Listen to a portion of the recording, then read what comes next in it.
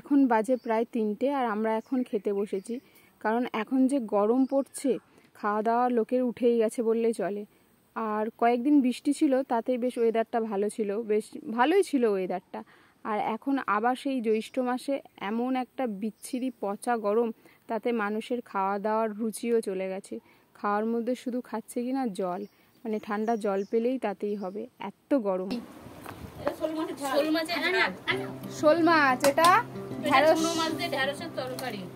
আর এটা কি মাছ? এটা সব রকম আছে, বাটা মাছ আছে, ফলুই মাছ আছে, চিতল মাছ আছে, ছোট মাছ আছে।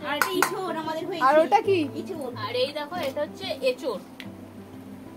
এঁচোড় আবার। আর এটা আমাদের নতুন ব্লগ।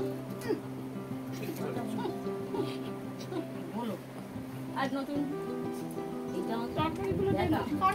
আর এটা মাছ খেতে না। কে মাছ ভাজা খাবে? মা। এটা কোটা খাইছিস? খাই না। এটা শুধু অনেক কথা বলে যাবিস। এত মাছ হয়েছে আবার নিরামিষ কি রে? চলে গেছি না এই নিয়ে চিকিৎসা করে নিয়ে ভাই দিন ভোর আসছে।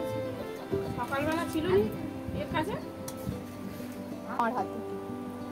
কি এখন দেখা কি একদিন দিবি পেটন খাবে আর কাঁদতে কাঁদতে বল। আচ্ছা তুমি পেরন খাই খাবে খেতে যাবে খাবি? নুন তো অনেক দিছি রে। এটা আমার বড় দিদি। পাত তো বলার ছিল। লাইটটা কম হয়ে গেছে।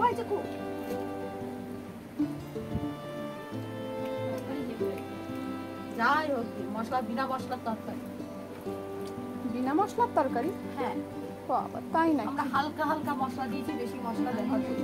বড় কিন্তু তরকারিগুলো তো দেখে মনে হচ্ছে তো ওর মধ্যে মনে হয় 1 হাঁটু করে মশলা। দেখেই মনে হবে, খেলেই মনে হবে না।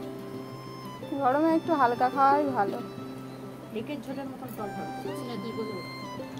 না। আর সব আছে তো, বৈশাখ রয়েছে, পাত্র রয়েছে। শশা কই? শশা কাটতে